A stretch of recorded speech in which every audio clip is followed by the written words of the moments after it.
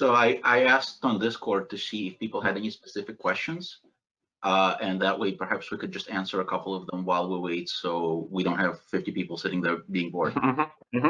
Yep. Yeah, I was just looking at that as well. All right, so we have one question. The person is asking, I'm currently running a Kickstarter, which has met the goals with 9 days left. I'm about to post a stretch goal. Any advice? Aiden, do you want to take that first? Yeah, ideally you would have wanted to work out your stretch goals in advance, because there's always the temptation to add too much. Because say you're raising $10,000, you think, oh yeah, it's very easy to think, oh, I'm making $10,000, but you have to sort of figure in all your costs. Yeah, so you want to make sure that you don't overcommit yourself. Yeah, that would be my first advice. I agree with that. And first of all, congratulations on hitting your goal early. That's really good. Either you didn't ask for enough money or you're doing really, really well. In either case, that's a good thing. So I agree with Aiden. You don't really want to overcommit. You have to budget your time and budget the rewards that you're giving out. So the stretch goal should be a combination of what else you can do, what else you can provide, versus how much more money is coming in. So think about, depending on your project, if it's a book, you might consider budgeting for what it would cost you to do an audio version, which is usually much more expensive and not typically a part of the initial funding. You might look into some interior illustrations.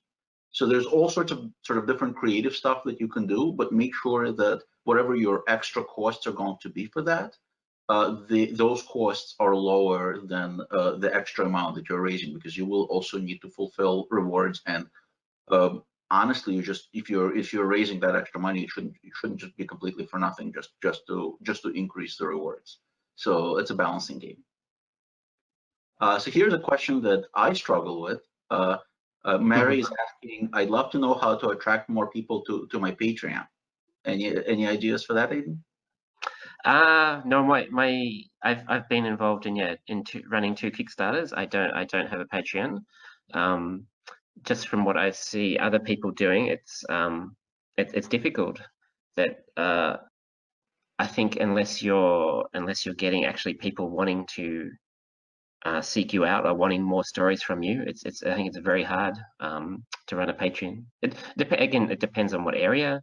So like if you're an artist offering like more art, or I think like if you're a short story writer, it's very hard, because like from the audience point of view, like for me, there's already more short stories that I can possibly read for free on the magazines. So even some of my favorite writers, it's hard to find the incentive to like just other than kind of like morally wanting to help people out from like a selfish point of view. Like I already have more than enough I can read, so it's hard to justify backing from a short story point of view.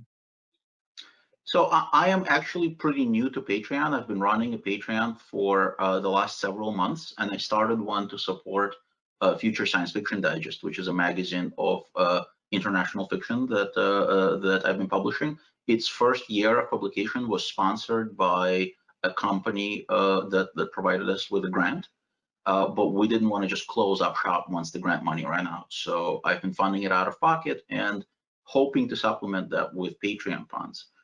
It's been a slow process, and honestly, I feel like Patreon seems to reward creatives that already have a fan base much more so than new people who are trying to fund their first project. I think Kickstarter may be a better, better suitable platform for that.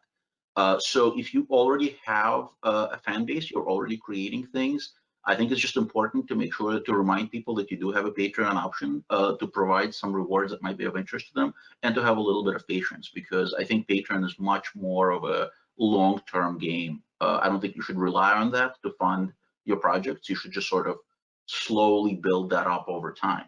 And I think that's probably true for most crowdfunding projects. You need to tap into a reason why people would want to give you money. Is there something that you're doing that that benefits the community? That are you just providing your own fiction and you're hoping to raise money from your fans, or are you creating a project that would not otherwise exist?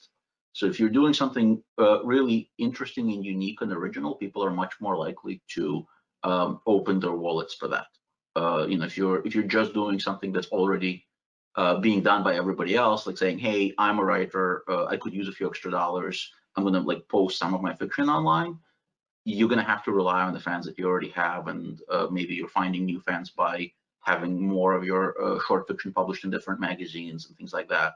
But it's a little bit tougher, I think. And again, that's my limited experience, because like Aiden, my primary experience is with Kickstarter. So Patreon is a little bit tougher. Oh, but yeah, I definitely agree. I think Patreon's for more established. If you already have like an established fan base, it's more difficult to grow it. And this is a question about what are the main benefits of Patreon. I think it's just like the ongoing source, especially like you see some of the more established writers who have, or like the escape artists, so that they have like a few thousand. If you have like an ongoing revenue stream, it can really help out like podcasts like that. But for an individual creator, it's hard to like start off on Patreon. There's also a school of thought that Neil Clark, in particular, has been saying that on a lot of panels that he's on, that Kickstarter is not really optimal for ongoing projects. If you have a magazine, or if you have something that's consistent that you're doing year to year, and you keep coming back and asking for more money on Kickstarter, it's a lot easier to sort of exhaust your fan base, and very stressful to rely on that one campaign a year to do that. And so Patreon gives you the opportunity to create essentially a subscription. So it's the same as subscribing to a magazine, or funding a charity or something where you're providing a small amount of money on the ongoing basis. But if you have a large enough subscriber base, your revenue stream is a lot more predictable. So you're not just going, well, it's all or nothing every year, and if my Kickstarter doesn't fund, I'm done. But instead, if you have 200 people kicking in about $2-3 each on average, that's how much money you have coming in every month, and you can budget more appropriately going forward. And hopefully that answers some of Regina's question. Though again, it's there's a lot of different benefits, and the easiest, sort of like the most basic way that I would put it, is that Kickstarter is better if you're doing a one-off, if you're funding an anthology, a novel, a CD of your music, whatever. And Patreon is probably better if you are funding an ongoing project like a magazine. Mm-hmm. So the next question we have is, how do I lend credibility to my campaign, especially now that the economy is broken by COVID-19? Aiden? Yeah, I don't think COVID is necessarily related to credibility. It's just, I think there's already a certain amount of Kickstarter fatigue, that there's just so many creative projects. It's hard to stand out. And now, especially with a lot of economies, people are losing their jobs. It's even harder to get people to part with their money. I think it really depends on the projects. For example, like for Kickstarter, the ones I've seen that have succeeded, people are excited about it. I've seen projects where people have said, "Oh yeah, that'd be nice," but like they haven't retweeted it. They haven't said, "Oh, I need this." If you mention a project to someone and you get comments along the lines of, "Oh yeah, that sounds great," like, "Oh, I need this," you get people excited about it, people retweeting it, people backing it. In terms of credibility, it's just having like an established background. I guess I was going to wait until we had more panelists, but we should probably introduce ourselves as well. I'm Aidan Doyle, an Australian writer and programmer. My background with crowdfunding is I've run 2 Kickstarters. So the first was Sword and Sonnet, which was an anthology of genre stories. The second was The Writer's Book of Doubt. That was like a book of essays and motivation for writers. With credibility, Sword and Sonnet, I had 2 co-editors. One, Rachel Jones, who had edited Podcastle, and Elise Tobler, who was editing Shimmer at the time. So both people already, Shimmer and Podcastle already had a lot of a big audience, and so people backed the campaign based on that the idea that you can trust Podcastle, you can trust Shimmer. So if you have an established kind of project you're involved with, it helped out. Well, since we're doing introductions, we didn't start with that. We thought that maybe the technical difficulties would get solved much faster, but unfortunately, it looks like we may be running it for a little while longer as a two-person show. So I'm Alex Schwartzman. I'm a translator, writer, editor, and publisher. So I've worn a lot of different hats in this industry, and I have actually been involved with various Kickstarter projects since almost the inception of the platform. I've consulted on several $1 million worth of crowdfunding campaigns in the gaming industry. I've also funded about a dozen projects for anthologies and novels for my small press UFO publishing. And I've helped a lot of other folks in our industry with with setting up and running their Kickstarter campaigns. Now, to go back to the questions, somebody asked if it's possible to crowdfund without an established fan base.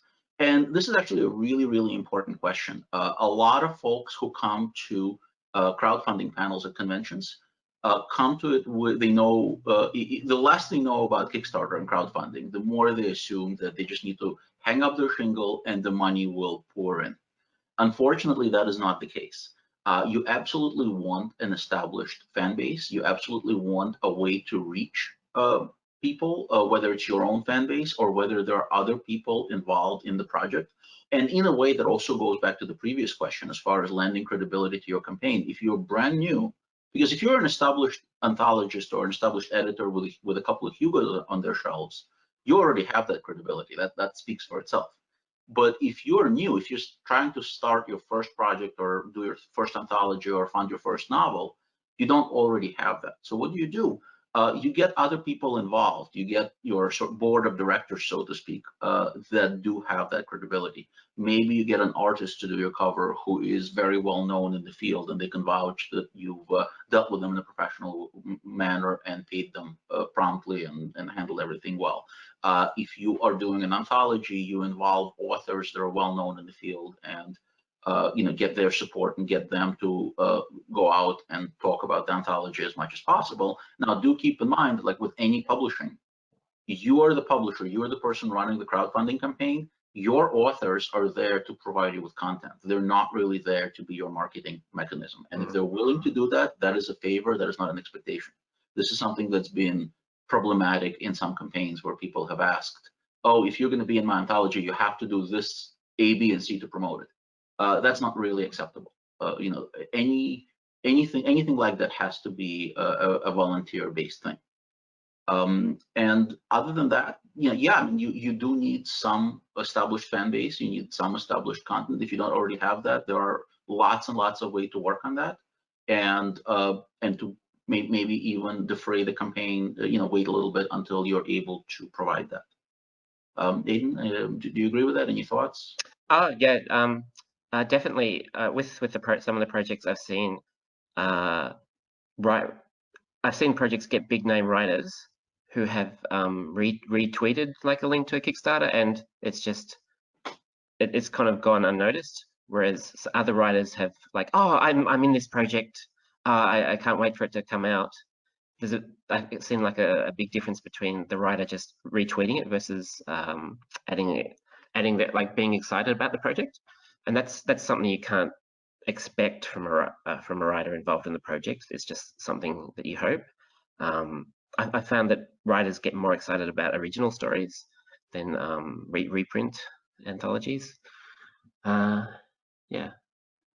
So I don't have a question in the Discord, and by the way, do please post more questions if you want to, or if I missed yours, please post it again, because I'm kind of trying to deal with both on the same screen. I do have a question, and Aidan, let's see if we can offer some advice on this front. What can you do to make your project stand out? What is it about a project that would make it more likely to attract attention and open the wallets of people via the crowdfunding method? I think it boils down to the one sentence, like the log line. if people are excited about it. So the project, the anthology that I saw that attracted the most attention in the last year or so was the Silk and Steel. I think they raised over 50,000, which is huge for an anthology. And that was, yeah, the pitch was like swords, women, romance, politics, fighters, and yeah, people were just really excited about that and got excited about the idea. It's just, yeah, it's the idea. Yeah, I mean, there are several different things to me that sell the project, and regardless of whether you're talking about somebody physically checking out the book at Barnes and Noble or somebody reading through a Kickstarter campaign. And the number one thing are the authors. So if you are already a huge fan of, let's say, Ken Liu or Mur Lafferty or somebody else, and they have a story in the project, people will buy the book just because their favorite author or one of their favorite authors is in it. So that's why having headliners is so important for anthologists, having invited headliners, not just because they might retweet or promote the campaign, but people will get on board and pick up the book because of their name. The second thing is the theme. Theme is super important. If you just do a generic space opera anthology number 187, that's probably not going to excite people too much because there's so many anthologies like that already. But if you do something more specific, like the example that Aiden used, you're going to get a certain number of people that are going to say, "Hey, that's really great. I want to read that," and that will bring them on board. And of course, the third thing is the creator. So if the anthologists themselves have an established fan base and they've been doing so, Joshua Palmatier comes to mind. He does 3 anthologies a year, and he has established a tremendous fan base over time to the people who will come back again and again and again because they trust his content and they trust his curation and the kind of anthologies he puts out. Yeah, and the other important thing would be the artwork, especially for like an anthology to have a nice cover, so it stands out on Twitter and things. And especially with the Writer's Book of Doubt, Kathleen Jennings illustrated that, and I saw there were a lot of people who backed it just because they wanted to see more of Kathleen's artwork. That she already had like an established fan base that was interested in the project because of her art.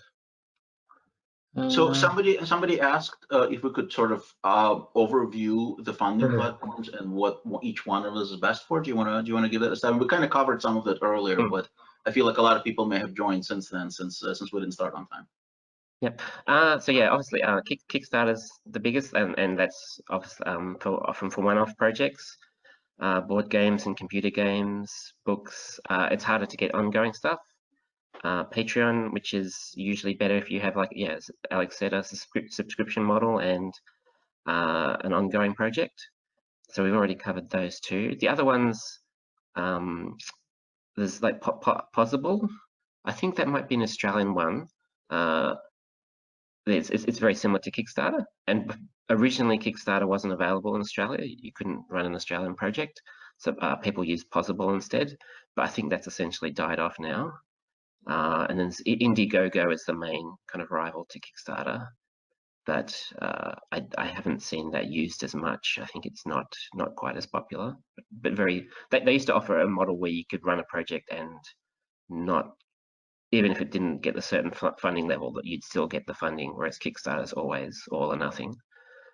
But for most projects, you want to set your minimum base goal. They're the main ones that spring to mind. So Indiegogo was often used by creators outside of the United States because the way the Kickstarter is set up, they were unable to get the funds through Kickstarter.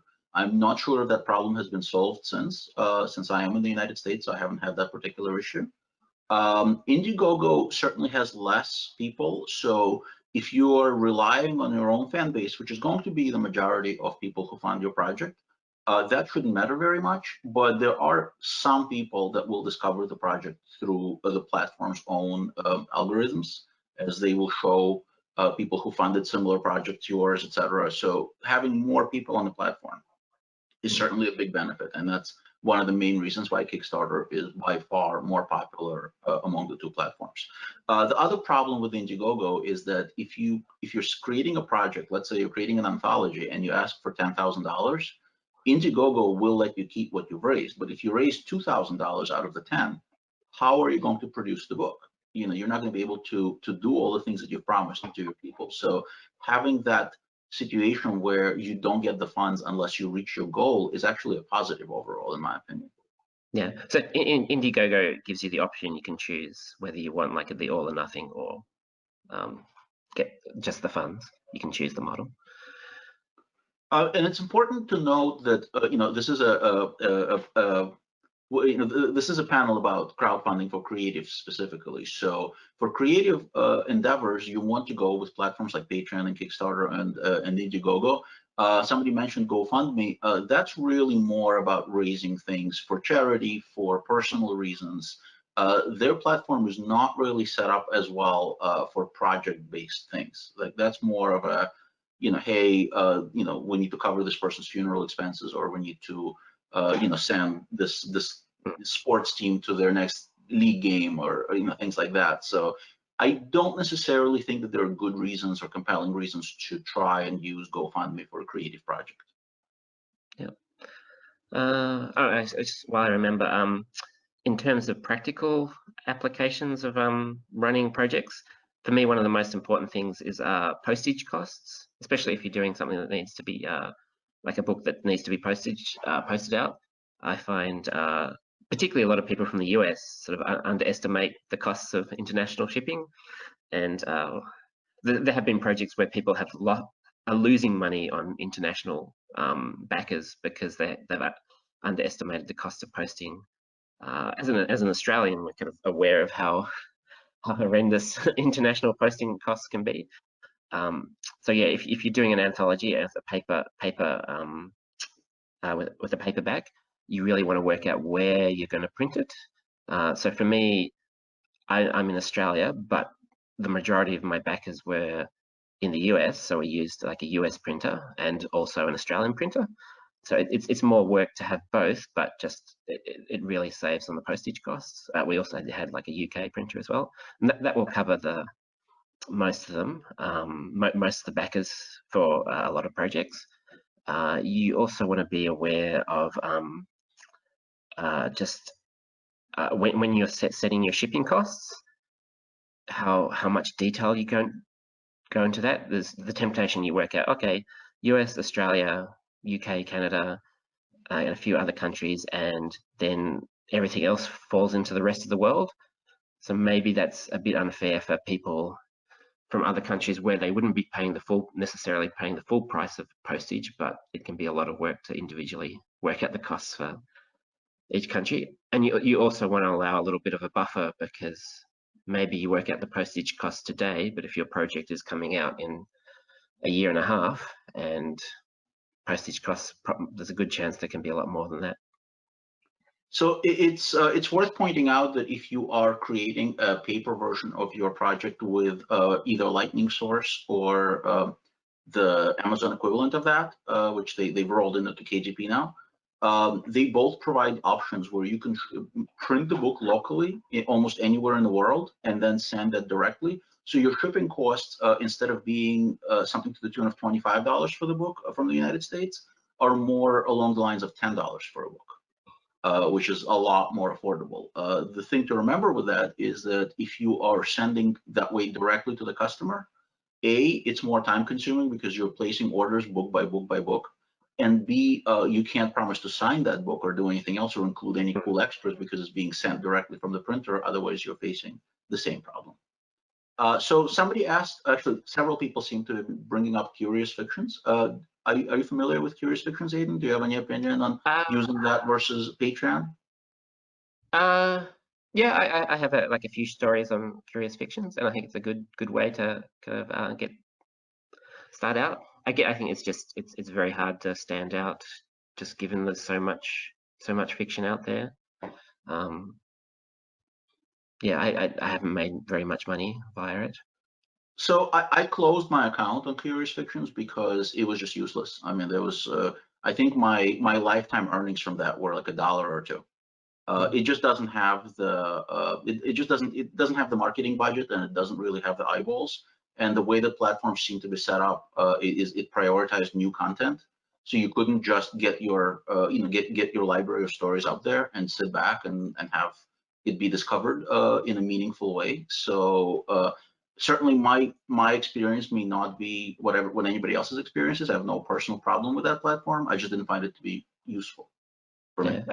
Yeah, especially for short stories, it's very hard to get people to pay money. Like when you can read Lightspeed or Clark's World or for free online, it's just very hard to get people to read other stuff. Oh, but this is the same problem we're talking about with magazines and anthologies as well, right? I mean, like, why would people give money to our anthologies or a magazine if they will not give money to an author for their short stories through a platform like Patreon or Creative Fictions? I feel like it's the same exact challenge that we're solving with them. Yeah, but like I see there's like for a theme anthology, there's like a curated version of it. People are willing to pay that extra to get it in a book format to make it easier to search out rather than it's a bit like a theme story. Like if like for you like UFO, if I wanted to read like an anthology, if I wanted to read funny stories, it's hard to find funny stories if I'm searching online in the magazines themselves. But having the book is something that people want. Absolutely, having a theme really helps. That's as going back to what we were saying earlier. You get people with the idea of, hey, do you want to read about space cats? Because if you want to read about space cats, this is an anthology about space cats. And you're not going to just go around Curious Fictions or Patreon or online magazines and sit there and sort of like manually look for stories on that theme. You want to just read through the book. Yeah. Another thing that I don't see people talking about much is tax. That whether you get taxed on Kickstarters. I don't know US governance, but the Australian Taxation Office has a page on Kickstarters and whether you should be depending on the Kickstarter project, whether you should be paying tax on it. So it's especially if you're in Australia, it's worth having a look at that. And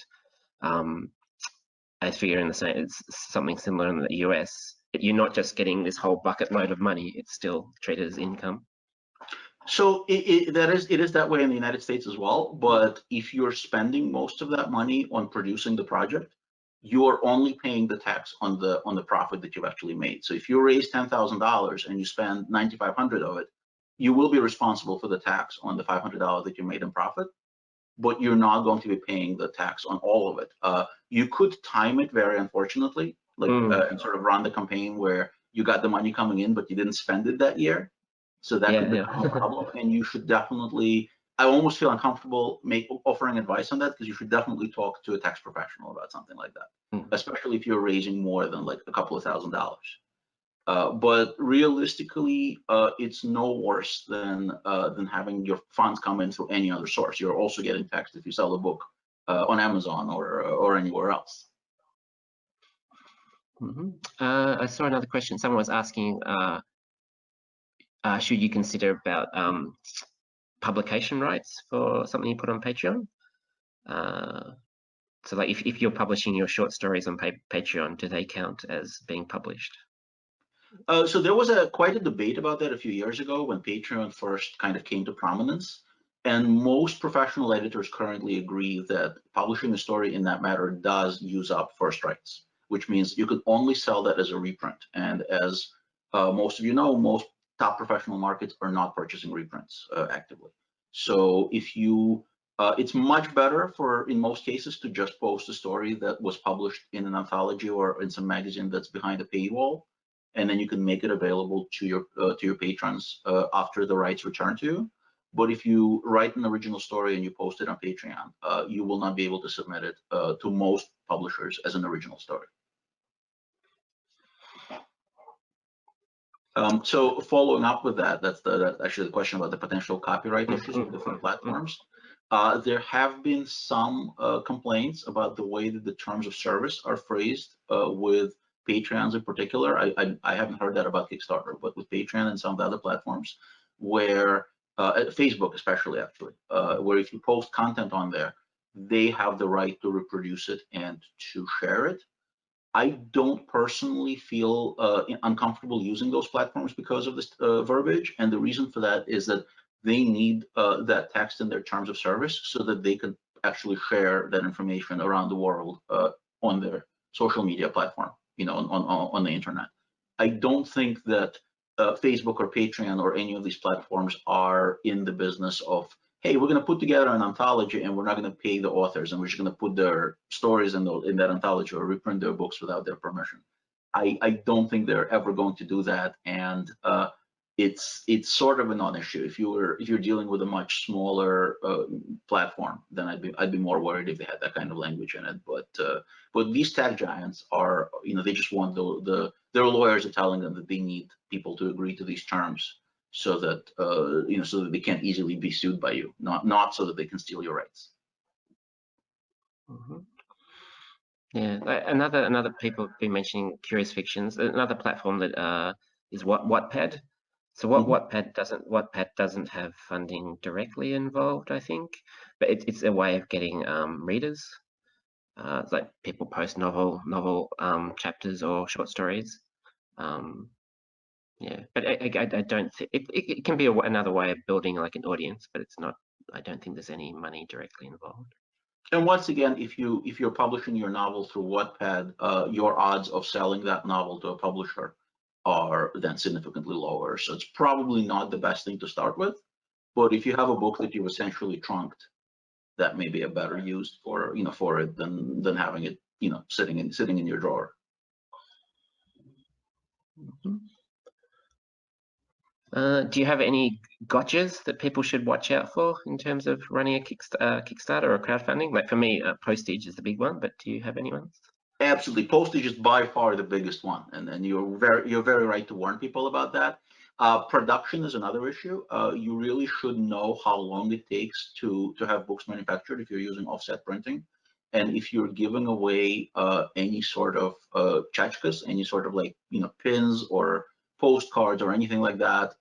Make sure that you do your research in advance and know how long it takes and how much it costs to produce these items. But probably the second biggest gotcha after postage is the amount of time that it takes to run the crowdfunding campaign.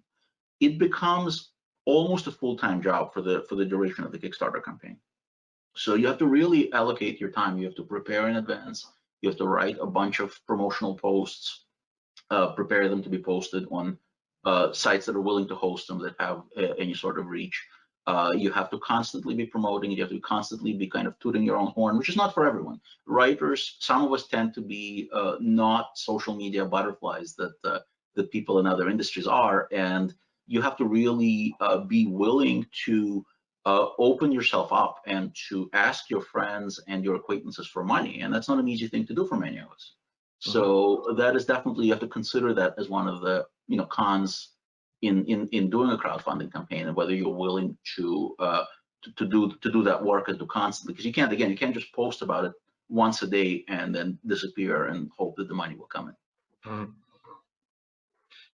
A while ago, I put up a post on Medium, so I'll put a link on Twitter. But if you search for what I learned from kickstarting an anthology of genre stories, just what I learned from the Kickstarter campaign from Sword and Sonnet, and a lot of that. So I looked at, I think, 20 or so different anthologies that had succeeded and failed, and just the numbers they got in terms of backers. So the ones that succeeded generally got around between 200 and 400 backers. There were like exceptions that broke out, and it varies. Obviously, varies on if people are backing a $10 ebook versus like a $300 dinner with the author kind of thing. But yeah, I think in some ways you think, oh, 200 to 400 people, that's not a huge amount. I've got 1,000 Twitter followers. If half of them back it, that's. But it's very, very different from getting someone to retweet or like versus actually paying money. So yeah, it's also with if you are self-publishing a first novel, you get your friends and family, and how many people beyond that. A lot of it can be based upon if you're doing an anthology, who the authors are in your anthology. I think we both mainly got experience with anthologies. Like if you were kickstarting a novel, that would be a different process. I think it would be hard for a first novelist to do that. And again, it goes to your existing fan base and social media reach. I have found my first novel. I have funded my first novel on Kickstarter. quite recently. As a matter of fact, it came out last year. But sorry, I meant not as a first project. You already have like a right, exactly. Yeah, I had a number of projects where people have seen my work and they've seen that that I'm reliable, that they're not going to just throw their money at me and then I'll disappear and they'll never get anything, which happens at Kickstarter and all these other crowdfunding platforms. So yeah, I mean, but again, it goes to, you don't want this to be the first thing that you do on the genre scene. You don't want to just appear out of nowhere and ask people for $10,000. You'd rather establish some sort of bona fides as you go, and then the more sort of the more people trust your work and like your work, the easier it'll be to to create any kind of project on crowdfunding. Sorry to butt in. This is your room facilitator, Nick. I think we're kind of coming to the point which we're probably going to have to wrap things up and let clear this space out for the next panel. Thank you very much. Sorry that you got only the two of us and not the panel. Final words, Aiden. You have any projects you wanna promote really quick? No, I'm good at the moment. Yeah, up over to you. You're taking a break from crowdfunding. Understood. Yes. And I have my Patreon campaign that's ongoing, and that's for Future Science Fiction Digest. You can check it out at future-sf.com. And we post updates about all the UFO publishing projects, including anthologies and everything else. So that's our ongoing thing right now. Thank you very much for sticking with us. You're able to contact both of us on Twitter and on other platforms if you have any follow-up questions. And we'll be doing more programming later this weekend.